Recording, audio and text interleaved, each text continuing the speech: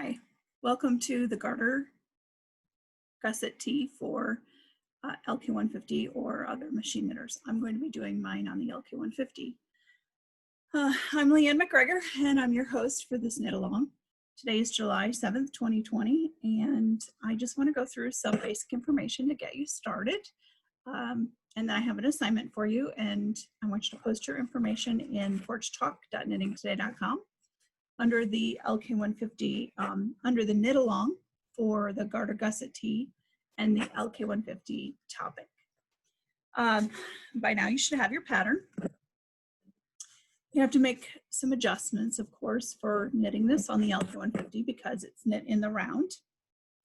And of course, and we're not going to knit it in the round on the machine.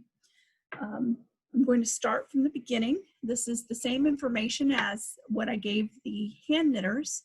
They have to do the same thing that the machine knitters need to do before they get started, and that is make sure that the measurements of the garment are going to work for our body, and that the gauge of the yarn that we're going to knit matches the gauge of the pattern. Otherwise, we're going to need to make some adjustments there. So if you look at page 1, you'll see that the sizing is small to 3X large. Don't go by the sizing. Take a look at the bust measurement, 37 inches to 51 inches. The bust is across your widest part at the bust. And if you switch to the back, to the schematic page, you will see that the 37 to 51 inches is at the bust, at the underarm. At the bottom of the schematic of the front and the back body part, it says there's some arrows like this, 42.5 to 56.5 inch circumference. So measure down from your shoulder to your underarm, that's 10 inches, or well, mine's going to be 10 inches. You can be 8 to 10.5. If you need a snugger armhole, I have a lot of girth right there, so I need a deeper armhole. And then 10 inches down from that, and make sure that that widest part of your measurement is going to fit the size that you have chosen to knit. So if I'm going to knit a 51-inch bust, then my widest part at my hip is going to be 56.5 inches. And in reality, I'm bigger than that, so I'm going to have to adjust and cast on more stitches to fit around my bottom, and then recalculate my rate of decrease up to the edge. Now this pattern stitch is a combination of garter stitch at the underarm and stockinette stitch with garter stitch ridges.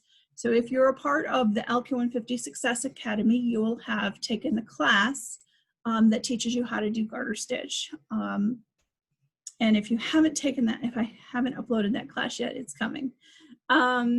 So what you need to do is a gauge swatch, and our gauge swatch is, so back to the front page, you'll see the materials, Noro Silk Garden Light. It's a DK weight yarn, sport weight yarn, size 6 and size 7 hand knitting needles, and we're going to figure out what tension on the LK150 will give us the gauge closest to 20 stitches and 32 rows for pattern stitch with garter stitch gussets, and 20 stitches and 28 rows for pattern stitch only. And what they mean by pattern stitch is over in the right hand column, you'll want to look at the pattern stitch worked in rows, because we're working in rows.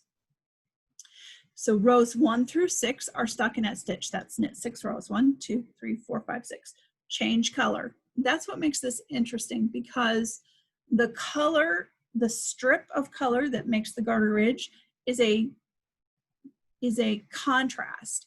It's not the same, it's the same yarn, but it's a different color. So you have a different ball to make that contrast strip. And I really like that because it really sets off the colors. Typically, if you just, they're more muted if you don't use a different color, a ball of color.